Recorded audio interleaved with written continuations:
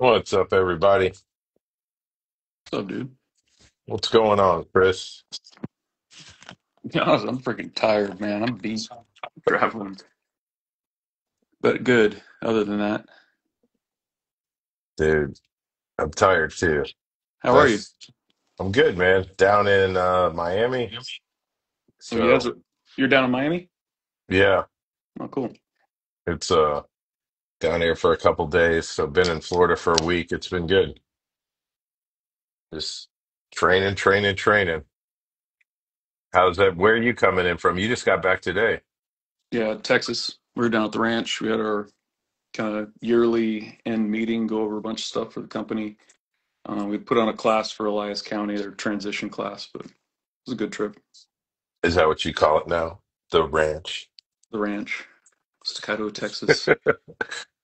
That's like your home range, dude. Yeah, Well, I say we just jump into this. So I've yeah, seen hit it. some like interesting things today. A couple of conversations I had offline, couple videos that were pretty interesting, talking about kind of specifically the tactical training world. I know you've seen this before, um, where guys talk about like, why would you go learn this from this person if they've never done it? Blah blah blah. And there was a analogy that was used I've heard before, like you wouldn't ask a virgin for recommendations on how to have sex, right? Because they've never done it before.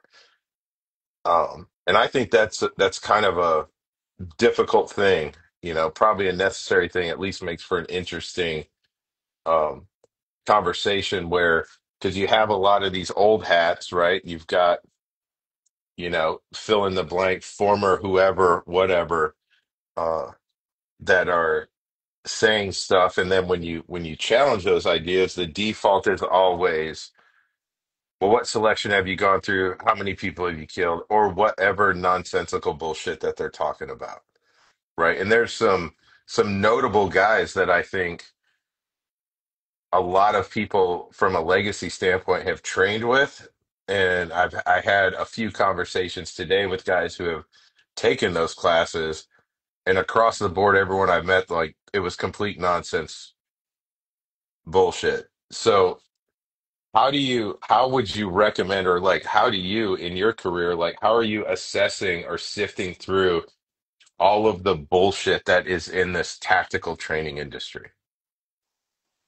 I think because you sent me that one video and I watched it, right? And I watched the whole thing and I'm like, I kind of agree with him, right? But then I Hmm. had to reflect on it and I'm like, well, I'm agreeing with it because I'm looking at it from my lens and he's saying something I absolutely agree with.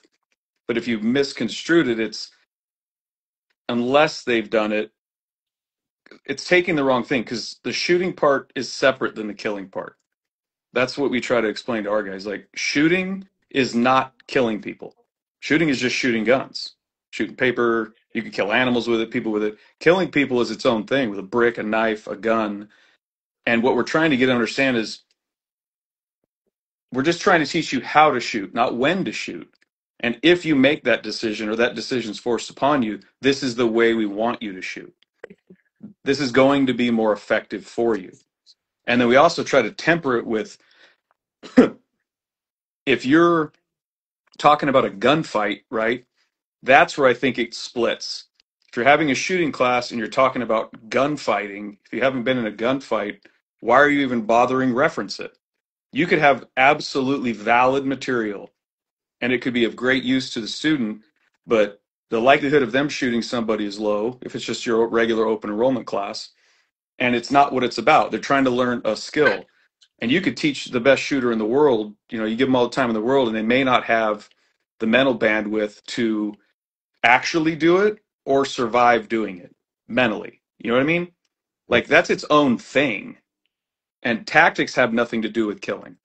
Like if that's where, but when guys stand on that one thing, well, have you ever killed anybody? Well, yes. Have you been through the selection? Yeah.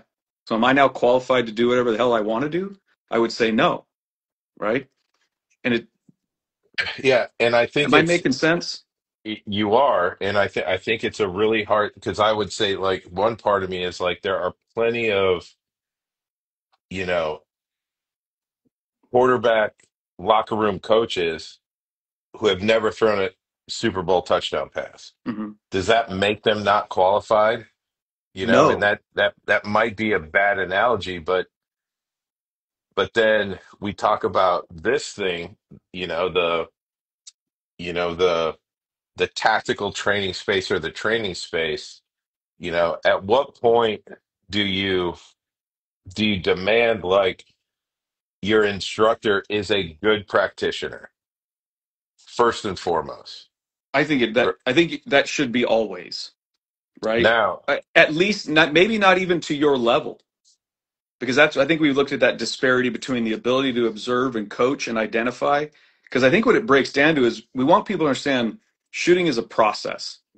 And the more you understand the process and the more you've refined it to what you need to do to the gun to get the behavior that you want, that process is what's going to make you successful, no matter what you're doing, shooting a match or whatever.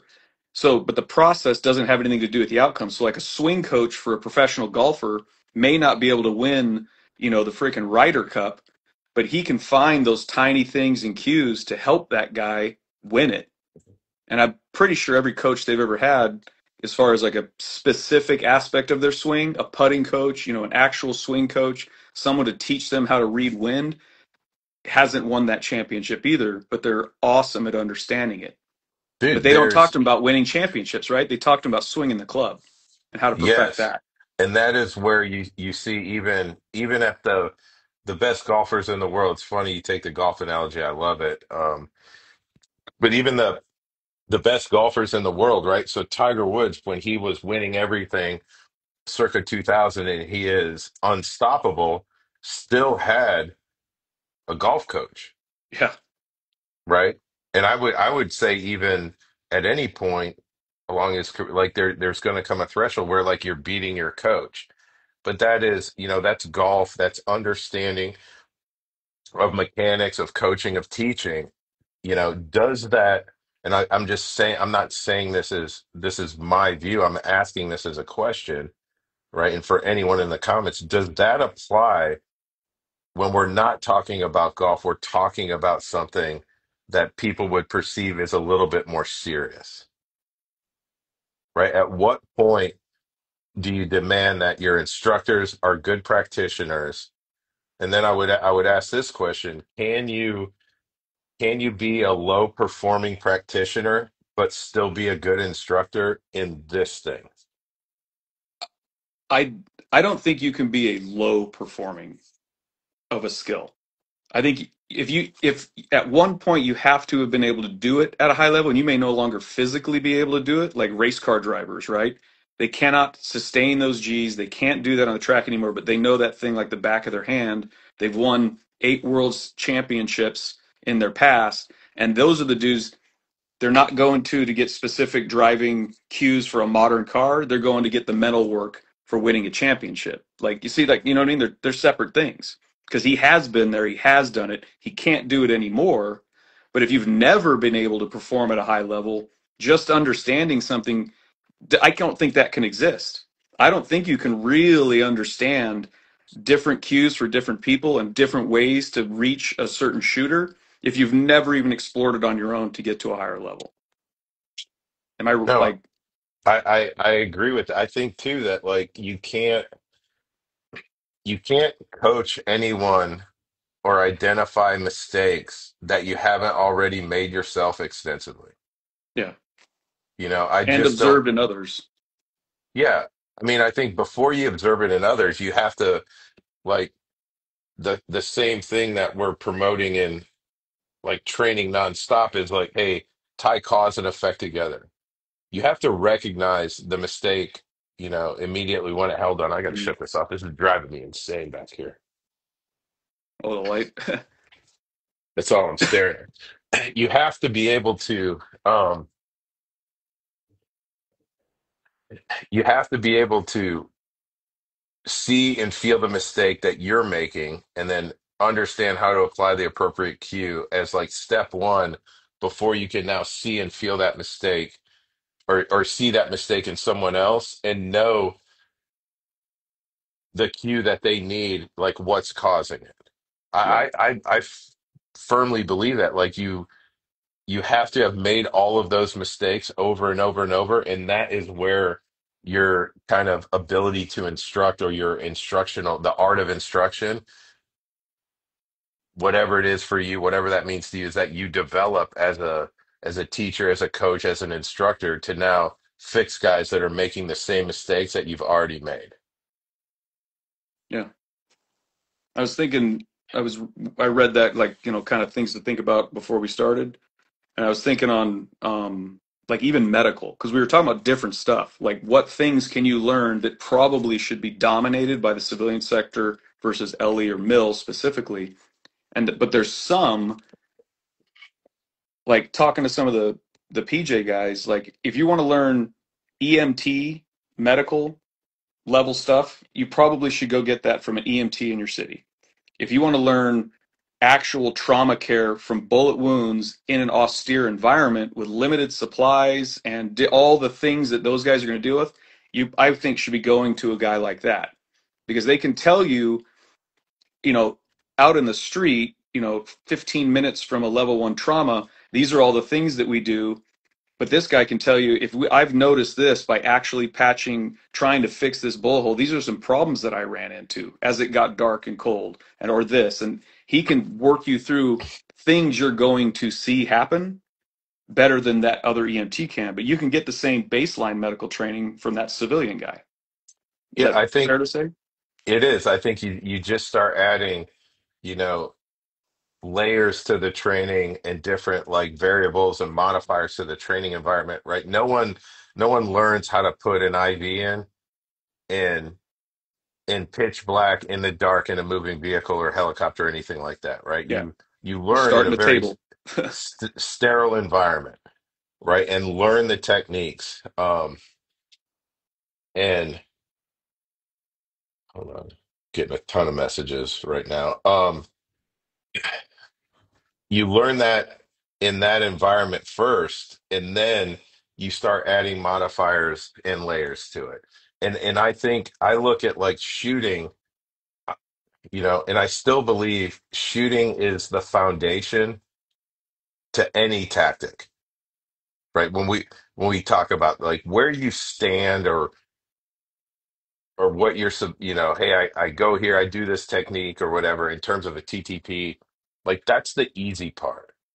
What happens when you're actually delivering the point of performance of work, that is the difficult thing. Mhm. And I think that gets trained in isolation, right? We're a little bit out of order here, but you brought it up, a good thing, like there's this whole tactical training industry or world, right? Um and and I believe, and this is the question I would ask you, what areas of it should be dominated by civilians that are the best in that field? Well, I think if the foundation is shooting, it is dominated by civilians. So you start there, right? Shooting at a general level is dominated by civilians. And that is probably where the vast majority of the input should come from, is very experienced shooters who have demonstrated time after time the ability to exercise that under pressure. They've observed it in themselves. They've watched other shooters fall apart or beat them and found things that they were doing and learned from each other. But they know how to actually apply it and see if they can change. What if I change something here? Does it have third order effects or second order effects, or what I see on the target? They can understand different ways that can happen versus, well, you're healing or you're palming. Remember, the old diagram, that's your baseline guy that doesn't understand anything. You give them a template to follow, and if they see A, it must equal B. But if you get someone who truly understands it, they're like, no, no, that can happen this way too. And in my experience, when that was happening to me, this is what I felt and saw, and here's how I corrected it. Why don't you try that? And if it isn't that, it might be this. And they can actually walk them through things they've experienced. But shooting would be one. I'm sure skydiving, I know it is. Um, Scuba diving, Driving.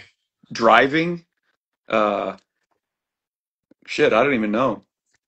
I mean, I think too, if you're gonna look for who is the best, like one thing that is prevalent in the tactical world, right? Especially law enforcement world, mechanical breaching, right? If we want to look at who are the best at getting through doors, in the most Firefighters. efficient way, it's firefighters Yep.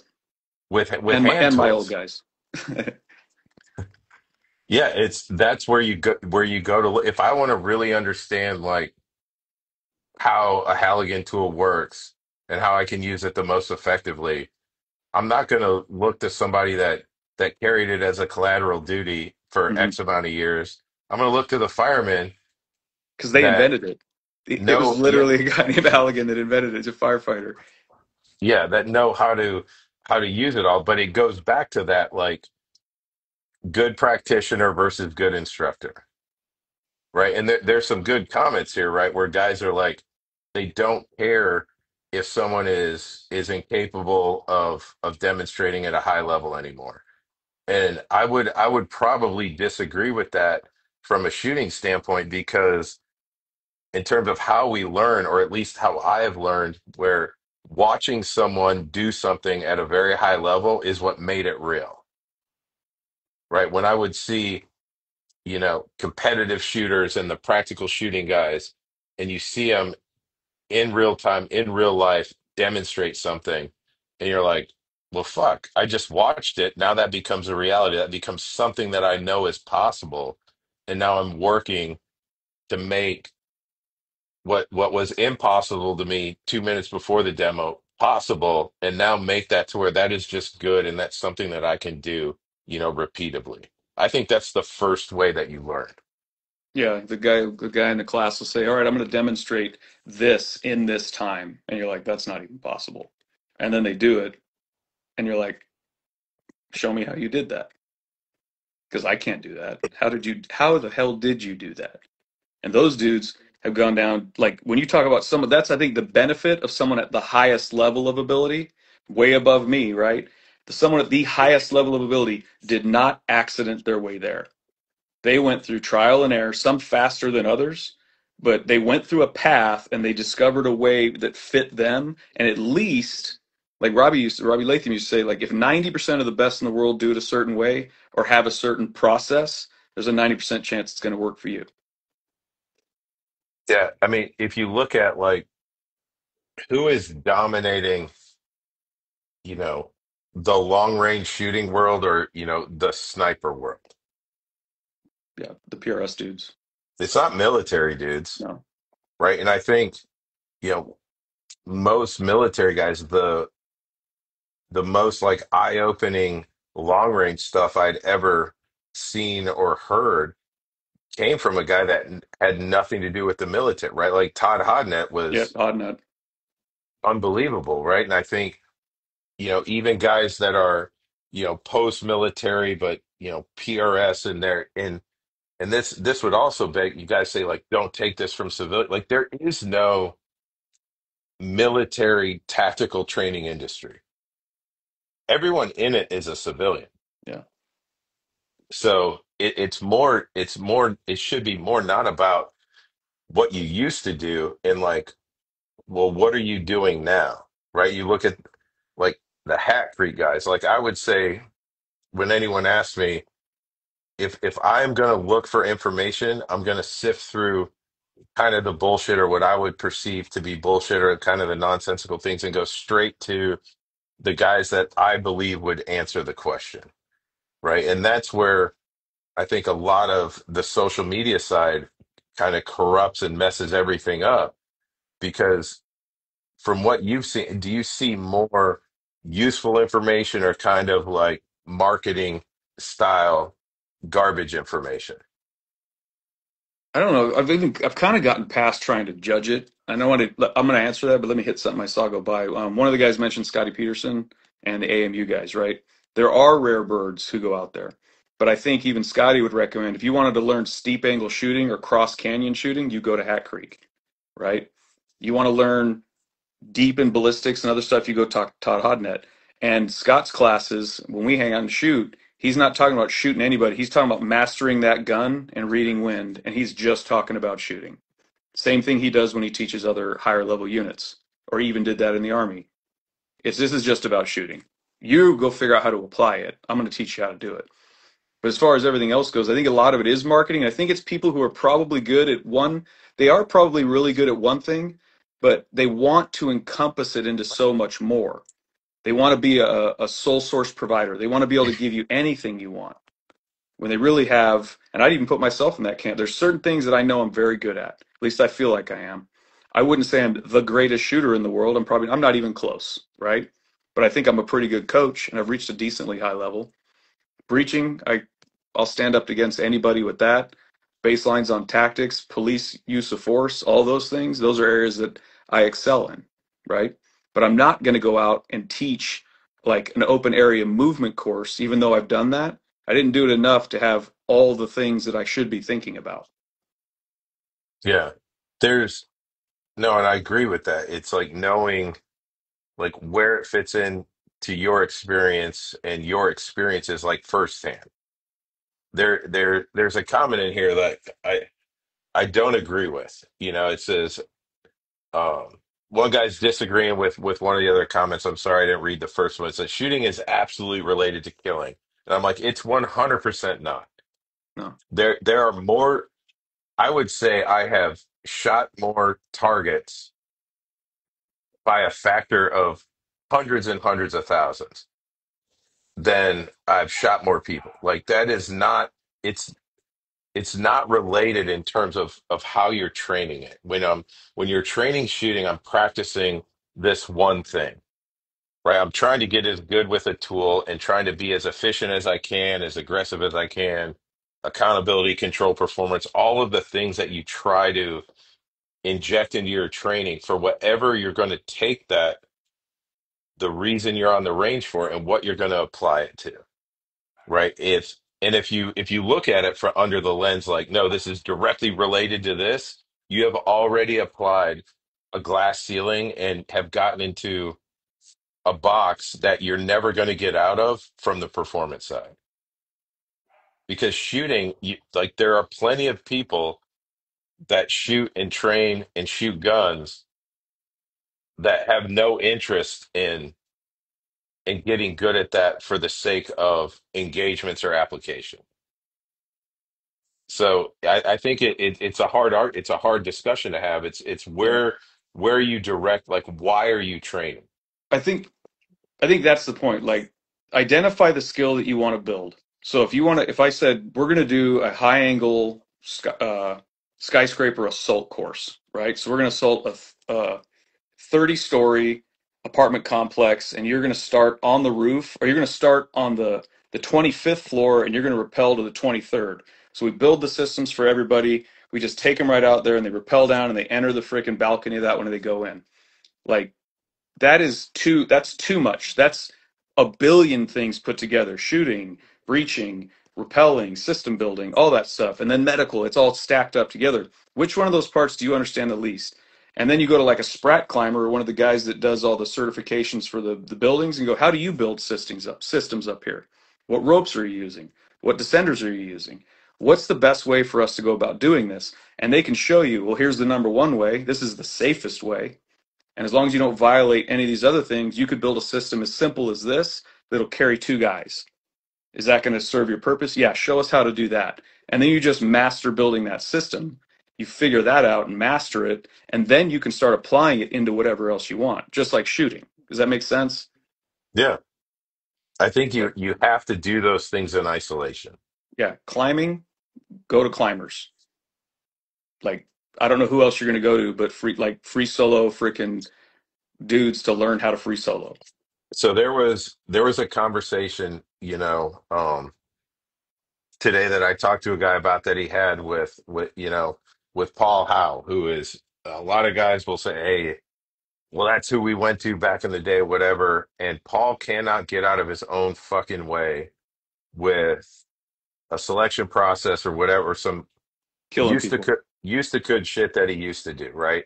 And I would challenge him like you're not willing to have those conversations with people with the same backgrounds and understanding, right? It's the worst echo chamber, right? And as fast as you have that conversation, you go make a YouTube video and you want to be the hero in your own YouTube video, but at some point it's like, hey, let's have a conversation then about your it's if you want to talk about combat and selection, cool. Talk to somebody that has all of those things, and then let's see like why did I develop the way that I developed, and why did you develop the way you developed, and have a conversation about Yeah. that. You can ask people, have you ever experienced something like this? And if you haven't, you just say, no, dude, but I've experienced something like this. Would that fit? I think you and I we shot 2 or 3 times on the range before we ever told stories to each other, right? Like, you know what I'm talking about? I think we were in Yeah. Mesa. And I don't think we've ever bullshitted around stories until years later, but because it's not relevant to the point that we're doing. The I don't know. I think we got weird on that. Like I think it started with Hunter and the or not Hunter. Who was that originally posted it? He's making that Paul was making fun of. It's irrelevant. But it was like the whole, have you been to selection? Have you killed people? No, because we're talking about golf, bro. Like my backswing is horse shit. What am I doing wrong with my feet? Like it's we're trying to isolate one thing. Driving, right? Well, yeah, you drive this way and then you pull up to the building, you pin the car, and then you assault the car. I got to figure the driving part out first, bro. Like, who do we go for the driving part? How did we get to the point of a street jump with our cars on this car? What did you do? How did you get good at doing that? We're not even to the car yet. Our guys can't drive, right? Yeah. That's the isolation part.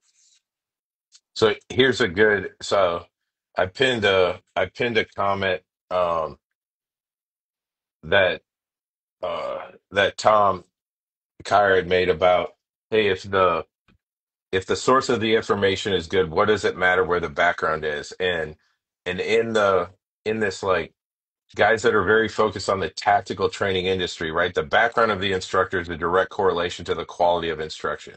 That's 100% not true, right? And then he goes on to say the issue is instructors don't credit the OG source of credible information, what leads us to us now.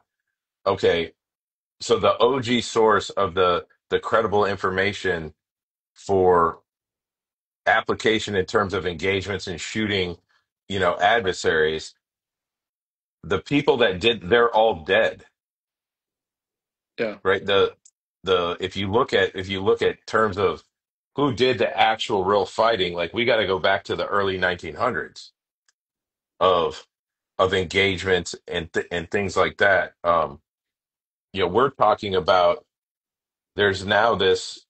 I think a lot of guys within the tactical training space, there are conflated experiences, right? Or inflated experiences that are like, hey, I've done this and I've done that and I've done all this stuff. We had a guy on the other night who was like terrorizing the cons, like, yeah, let's have him come on. And he just starts talking. It's like, I've done all this and that, whatever. Like, there's no one that can either validate that or disvalidate that. But what I know is that the people that I know personally that have done all of this stuff for real, they don't sound like you, right? So I don't think it's like the that you have to be experienced in a thing to be able to teach it, right? And maybe not college level stuff, right? There's plenty of experts in a given field that have hmm little to no experience in that field, right? College professors are huge in this, right? I'm a theoretical, you know, forever student, forever been PhD and everything, but you've never done anything. And then if you say, well, I have all these papers published, like, but that's not really like that's field work off of very low data sets. And that's where I think the tactical industry starts to you start to see a lot of this where it's like, okay, I've got a very small data set of one or two deployments, and I'm gonna create all this experience based off of that. And like, how do you sift through that as somebody, as a consumer, somebody that wants training, right? Whether it's for personal reasons or an agency or department or whatever, then it goes back to like, are you marketing that experience that nobody can prove or disprove? Where I think you have to look at like, well, what is the quality of the information? Like, how are you conveying that? And then that's where demonstration comes. Like, what are you doing now? right? Like jiu-jitsu is a good like Yeah, black belts will show you they'll show you hard way. Yeah, exactly why they're black belts. You know what I mean? And I think in the shooting world, there's a lot of guys that are, progressing and developing, and there's data and metrics out there in terms of like wins and finishes and practice score. Like you can see it. You can see a good representations of how that guy was on that day against a field of competitors, right? That combined with what he's able to demonstrate and the way he's able to convey information, that's a good litmus test of like, yeah, hey, this is pretty good. I firmly believe that from the teaching the performance side of shooting or shooting for people that carry guns for a living, like you have to be able to do that in absence of stories. because they're irrelevant to that task. I still firmly believe that. The ability to shoot or demonstrate or coach someone to shooting doesn't have anything to do with killing people. It's showing how the tool works. Like that, it is that simple. How does this tool work, and how does it work the best? Because you could kill somebody with a golf ball, right? You could get that good where you could hit somebody in the freaking head with a golf ball. I'm sure some of these dudes on the tour could figure that out. Where if you said, "Here, hit this square," 40 yards away with the golf ball, they punch holes through it with a golf ball. So like the tool isn't the thing. If they start talking about that, that's its own thing. That's a mental fortitude in the moment. And don't tell me you'll see red and be able to do it because that's probably true. But can you survive it mentally afterwards? Do you understand why you're doing it? And that's where it gets into like case law training. And that's one thing I'll bring that up. There's a lot of people that talk about use of force. I know this isn't shooting, but use of force in general. They talk about case law, they talk about procedure, they talk about policy, but they've only got one view from where they're at, right?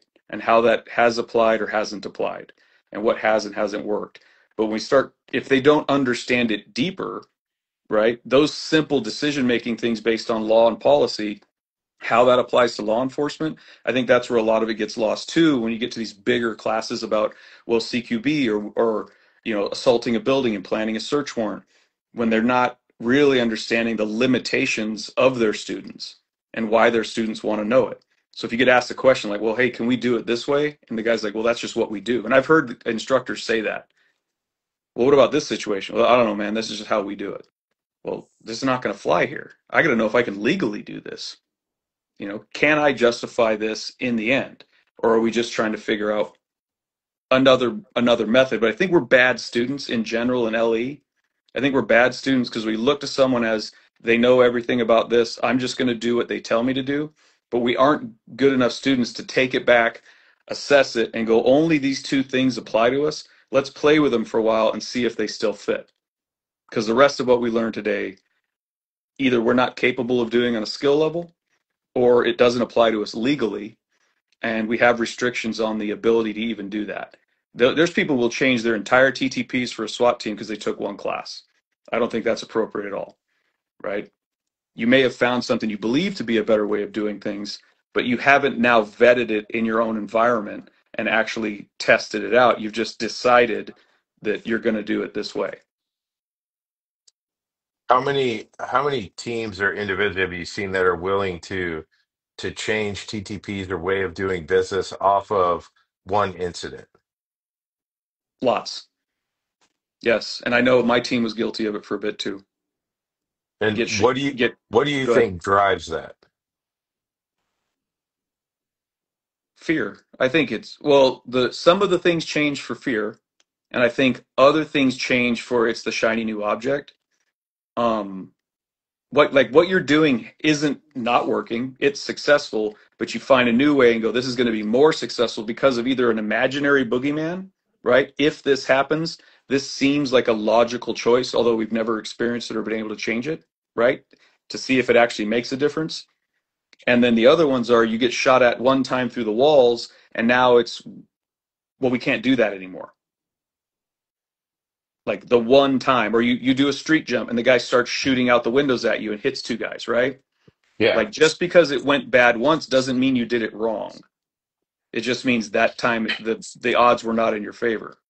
No, That's I think there's plenty of times where you can, you know, in this.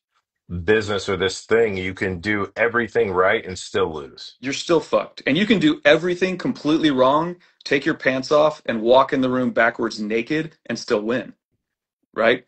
And that's a cultural thing I know a lot of us have talked about, Nelly. You could, Naked, naked, naked. you could We still can win. get we can get naked. Yeah, at least you and me can. But that's the way we kind of view things. It's all that what was the outcome? If it was good, we did a great job. If it went suboptimal, things went sideways and then went bad, we must have screwed up.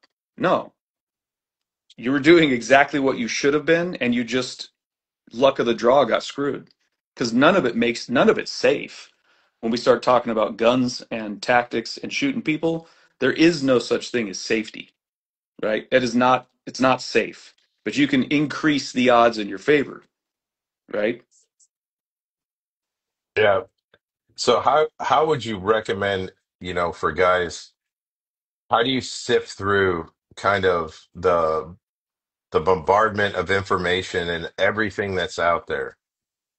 How do you tailor that to what you need as an individual, or what you want as an individual, what your team may need, or your department? Like, how do you, or do you even look to that? Because what I see a lot of is bona fide guys, teams, guys that do this for a living are looking to YouTube and and social media for like TTP development. And I don't know what drives that. I think it's just the way we consume information now is through lives like this, and we're having a discussion, so hopefully wake people up to it. We're not telling you what to do. But what I think they should do is either identify specific tasks and then look at that task and is it broken down even simpler? Like I said about like assaulting an apartment building from the roof or from an alternate floor. Hey, if we got to do that, how many pieces of that do we need to figure out and who's going to be the best to train us at it? And is it really a problem now or are we just looking for the shiny object? But what if? Well, what if the bad guy has an odds? Shit. Now we got to get, now we got to get a glass shield to defeat his thermal. We got to get like, it's all the what ifs versus that most likely course of action. What do we typically run into? Is what we're doing able to solve that? And if it did go sideways, do we have a solution for it?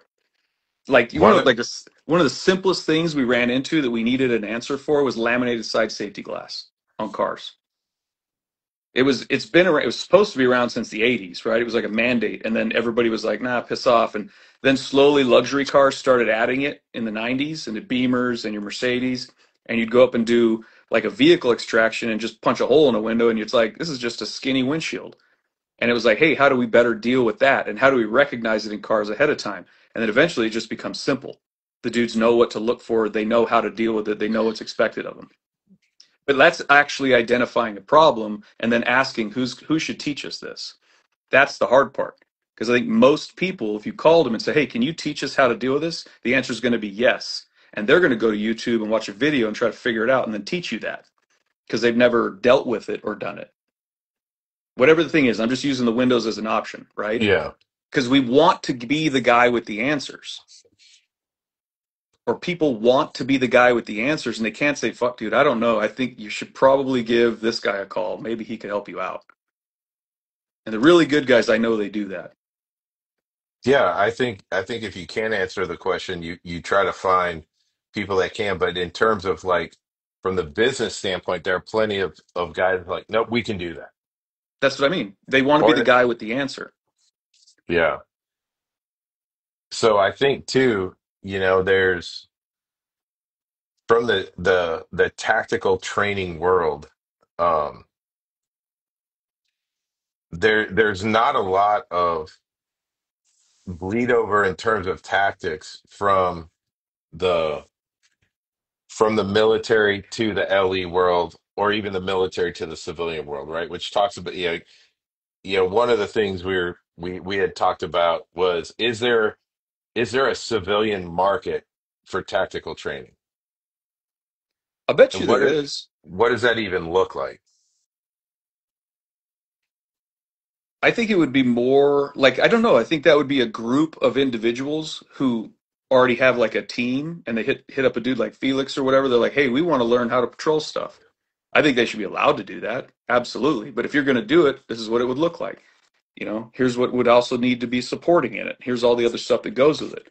Because a simple patrol is actually can be fairly complex if you break it down into all the things that could happen, right? Why are you patrolling? What do you expect to run into? Like, but I think there is a market for tactics, especially in the like the church security. And I don't quite buy the whole like home defense thing, like how I'm gonna, clear my house going out. I, shit, maybe that exists. I know it exists. I know people are teaching it, but I think The civilians should be training. But like, what to what end? And is it a solo? I don't know what you're gonna do. I think in terms of the civilians training, like guys with guns, the church security stuff is pretty interesting to where everyone seems to ignore, right? The They shooting they're part. they're looking at like the sum of all the parts, like, hey, if this happens, then this is where we go or whatever. But if you look at like the main, you know, part of the church, the main theater where they're the congregation where you're receiving your sermon or your service for that day, like some of those shots can be incredibly far and hard on moving targets Mhm. with a lot of stuff in between you and And the that's other the movement. shooting part. Like the That's one in where, Texas, the guy did a great job, but like in my heart of hearts, I don't believe he aimed and hit that guy in the head. I think he missed and hit him in the head because that's just what I feel like. In my experience, watching a whole lot of shootings, that's what it looked like to me.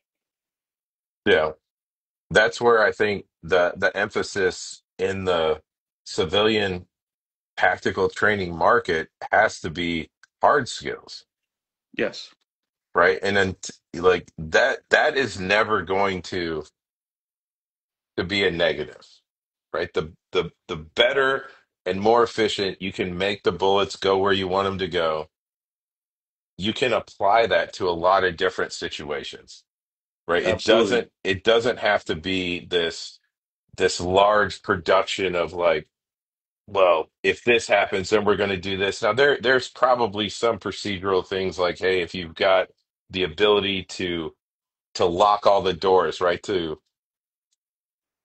we have a guy come in the church and we hear shooting at the beginning. Can we lock the doors of the room we're in? Right. Right? Because I think for most active shooter type situations, they're not capable or ready to breach doors, right? Maybe shoot through them or whatever. So there is a piece of that, like, hey, get everybody.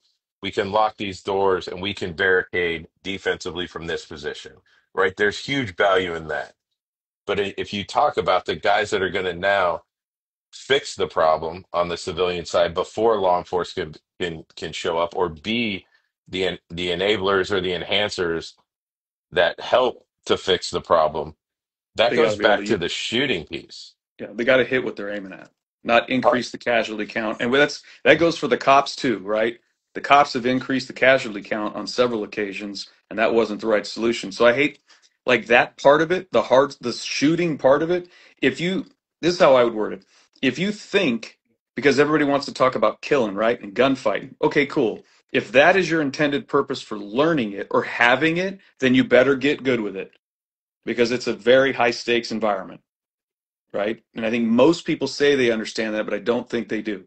It's if that's your purpose for having it, then you need the skills to do it. Because you can take all the classes on pying, point of domination, freaking breaching, and all that stuff you want.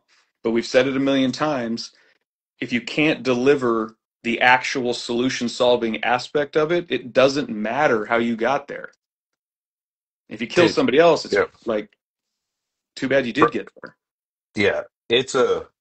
It's an hour long discussion on where to stand in the room, where to do whatever, and everybody likes to play the what if game, Right. right?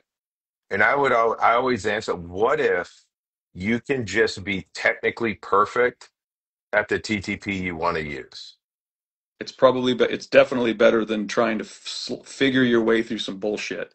Yeah, let's start there. And then what if you can be as aggressive and accountable and in control when the shooting starts. Like, let's focus on those two things, Mhm. right? And I would leverage the shooting piece of it way more than I would leverage the where I stand in the room piece of it, right? But the thing with like the tactical training world, the where I stand is very difficult to measure, and it's easier and more fun and enjoyable in terms of training. Right up to the point where now you're actually doing that training to where you're getting reps. And you hear it with all of the part-time SWAT teams or any SWAT team. Like, we just don't get enough reps. And then you create a situation in training where you're like, this is what we're doing is reps. When you start to see guys get bored, it's like, these are the reps you wanted. This is what the reps look like. Like, training is very boring and monotonous, right? And now the focus becomes the like the work of training is how dynamic and how aggressive while maintaining control can you be on the fourth run, the fifth run, the sixth run, the 12th run, the 20th run before And the where does setup it changes. degrade? Yeah, where does it degrade? And now the setup changes, and now the stick order changes, and now you're not used to this dude. And it, like, I don't know, CQB, I'm honestly so sick of freaking CQB and silliness. Like, it's like, just do whatever you want to do, man. But It's even all a shit show in the end. in terms of like the, the gunfighting world or that application, the first question is like, when was the last time you got into a fight? Whether it's controlled in a gym or for real. Like, so let's remove gun from it and let's focus on fighting. Like, you want to be aggressive and fight. Like, have you fought lately? Dude, that Like, was one what of the it funnest things about SOCP was we didn't shoot a damn thing. We just got beat up and had to hold grown ass men against the wall who did not want to get held against the wall. Like, you know what I mean? And that's its own freaking thing. And I've asked that guys before, like, oh, have you ever been opposed? And it's the answer is yes. And I tell them, like, let me ask you this: is this opposition? You're going in on this search warrant, right? And you're doing your thing, and the 78-year-old grandma comes out in her moo right, and starts motherfucking you up one side and down the other, and beating you with a flip flop. Like, you ever dealt with that? Because what are you gonna do? Beat her ass? No, right? Like that's a cool scenario I think to throw at a SWAT team is have old grandma come out and hit him with a flip flop and see if they can handle her with, kid gloves and just control her and get her to where they want to go without breaking her or ripping her skin off and continue on with the mission. But a lot of that stuff, like that's where it gets sideways is the first hiccup, the first locked door usually causes the biggest problem. Like all the doors are open, everybody's like, all right, we've mastered it. Close one door and watch everybody like, oh shit, I forgot what I was going to do. So like even breaking that down, what to do with the door, where to go with the door, what's expected of you, and what do you expect of others, until you've got that mastered down, like, why does any of it matter? Yeah, so I think in that world from like the TTT stamp or TTP standpoint, it's like, let's stop with the what ifs and show me that you can be technically perfect in the most vanilla setup Yeah, do that. over and over and over. And then we can build from there. Then you can add variables. But you want to play this, theoretical, hypothetical threat game. Like, let's talk about like just execute perfectly when there's nothing in your way. Then when that starts running in the background, the same way that I advocate huge for like the shooting piece just needs to happen. You got to develop that foundation, right? It's the best analogy that no one understands. I don't is build a fucking foundation that can support a fucking 20,000 square foot house. Yeah. It doesn't matter if you only, from a TTP standpoint, have to build a 5,000 square foot house. The house will be stable and last through any storm that you're going to see. But it's foundational stuff. And when you go into that tactics world, stop playing the what if game. Can you be technically perfect? Yeah. Can you be technically perfect while still delivering the point of performance of work of what has to happen in that room? That to me is the basic training methodology that guys have to follow. Not all the other shit where you get wrapped around like the application piece is shooting, killing. You've never killed anybody. Like, man, Let me that's hit not what we're doing here. let me hit something real quick. I don't know Duke, but dude, I've never beat a grandma's ass in my life, and we've run into him before, and that's where you just stay real calm and say, "Ma'am, come with me," and you move her out of the way.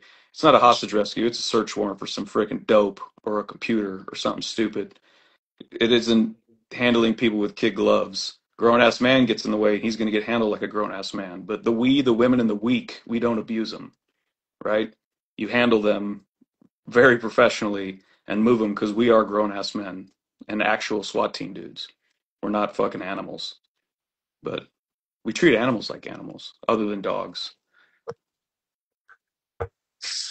Yeah, Yeah, I think that comes down to like when the confidence is there because guys are trained, right? And they're very developed and they understand kind of the order of battle or the progression of how this target should look, right? It's not a surprise to anybody what's the next thing, right? And that would be like step one to becoming actually efficient. yeah, Now we don't have to talk, everyone knows what we're doing. We all came down the same hallway, we went into this room. Two guys went in the other room. We saw the other rooms. It shouldn't be a surprise to anybody when that room is very vanilla and there's nothing in there, what the next thing is. We don't need to talk about that. yeah, Someone just springs into action and the other guys support, you know? And that's where I think the the baseline like tactical training world needs to go. And then whatever you want to do, like whatever you want to train, by all means train it, right? But understand, are you putting the cart before the horse, right? Are we focused on, and a lot of guys will want to learn SUT, but yeah. they don't want to go do a 5-day patrol. No, Well, how do we I don't pressure want to do it. test like where you learn it, right? You're gonna initially learn like IMT in isolation, like how you move as an individual and how Mhm. those individual movements feed into a team. And then the team is going to play into now we're all together. How do we move the whole bigger team together? And then we take another team and Yep. the only way to do that is we have to do a long patrol. I mean, I think that's like the doctrinal training approach that any SUT or tactics, small unit tactics type course is is doing. But all of that, feeds into, do you have the foundation that supports it? And a lot of guys you won't initially, but it gives you, hey, I'm weak on this. I take that back to the range. I take that back to the individual tools that I need to use, and I work on that stuff in isolation. Yeah. And I think What a was lot of the? Go ahead. Sorry. I think a lot of guys will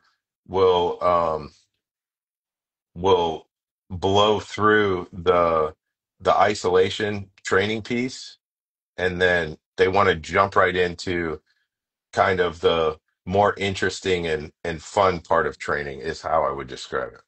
Yeah, I think you have to do it. Like you can't say, "All right, you've got 2 years to get good at this." And then you can go to step two, like those leveling, kind of intermixing everything, where we're like, we're working on this and now we're Mhm. working the door on the house, now we're working this, and you have to. And I think this is, I'm speaking strictly from the LE side. The big one of our biggest faults is we'll train firearms, train firearms, train firearms, and then when they go into the village or they go into the house, the housing structures, when they're learning on paint, they're using blanks now, or back then we were using blanks, and they're like, yeah, we don't care, we just want to make sure they're getting the movement stuff down. And it's like, no, we have to make sure they're doing those movements at a speed that can support their ability to shoot. So if they're just going in there and blasting, it's like we're beating ourselves on two sides of a thing. We're not training them shit. Training, it's very critical. You're accountable for your rounds here, and over here it doesn't matter. So it's like it's that whole idea of training. Like, when are you ready to take the next step? And it should be an introduction as soon as possible, but it can't be at the levels where down in Texas, whatever that was, alert. And I heard tales of, we just got to get them in the room and get this training on and show them where to go. But the targets are like an absolute abomination, where the wall's shot 4 feet away from it. Yeah, Where it's like, well, where did that bullet go? I think, yeah, and say it's on blue in the face, right? You you train marksmanship in absence of tactics. I don't believe tactics belong anywhere on the No, range. no. Um, but you cannot train tactics in absence of marksmanship, and the latter happens more frequently than anything else. Like we don't care. We just want to get this done. It's like, well, you're not hitting shit, right? Gunfights are shooting problems. You have to solve those with a shooting solution, not a where I stand solution. Like that can be an enhancement, but you can shoot into position, out of position, right? And understanding that whole thing. And maybe that does feed into like guys need to have experience in that to be able to convey those messages, correctly in terms of what's important, or at least what I believe is important. Um, but it is, and for everyone listening, like this is a conversation that we're having about things we've seen. It's not, hey, this is the answer, right? I Yeah. have my own answers that I believe are true in the way that I decide to train, in the way that I decide to continue to develop myself and get better and better at this, for the reasons that I need. And I think those reasons are unique to each individual person, right? What I would just challenge guys to is apply some critical thought to it. Is that are you looking at the problem sets that you're training, or the problem sets that you think are your realistic threats, or your realistic reasons for you of why you're training? Are you doing it correctly, and are you doing it in the most efficient way so that you develop correctly without all of the extra bullshit on you that is probably, from my opinion at least, unnecessary. Yeah. I sure as hell don't have a solution for it. I wish, like, solution wise, like, well, how do I know if I'm going to get good training or not? Fuck, man, I don't know. Like, I would hope the ability to reach out, like, even if you saw, you know, an instructor you're interested in taking a class from, if you post it on even IG, or you hit up another agency, especially agency specific stuff, and you say, hey, did you guys train with this guy? Yeah, what'd you think? What'd you get out of it? Right? And take it with a grain of salt, right? Oh, it was awesome. It was the best thing in the world. Hey, did you cover this? Like, you, us identifying what we want to know is the most important part. If you don't know what you want to know, then you're open to anything. And anything that's new is going to seem better. So you have to Mm. identify where are we lacking in skill truly. Where can we identify something that we need to get better at, or do we have a problem we do not have an answer for, and we're out here looking for someone to give it to us? Like, until you do that, like, just saying I need more CQB training, I don't think is the answer. Can you do what you have? Like you said, can you do your current TTP perfect? And when you Hmm. guys do it perfect repeatedly, regardless of situation, weather, anything else, do you still do it perfect? And now you want to expand your knowledge base by learning something different, or taking in a new idea and seeing how you can apply it to your own team. I think that's what we got to do. But I think we're just terrible about it in general as people. Like, I want to know how to plane wood right. Right? Yeah. I kind of want to buy a wood plane and like make a smooth board. I don't know how to fucking do that. It'd be interesting, but I don't need to know that shit. Yeah. No, you want to know it. Well, I we're, want we're to know right it. at we're right at an hour, Chris, man. That Yeah. shit, the time flew by. Appreciate the conversation. It's always good. And again, for everyone listening, it's just, hey, get everyone talking, looking at this stuff critically, sifting through the garbage and the bullshit in the tactical training space so that you can make good decisions, man. I really appreciate you coming on and doing this at the last minute. It's always good. Can't wait till I'm out in Arizona again, or that I can come to Staccato Ranch. I probably have to sneak in there, though. I think I may be banned. I love you, man. All right, man. Hey, Chris, thank you for coming on. Appreciate it. Everyone that stuck with it, appreciate it. Uh, till the next time. Cool. Later, guys. Later.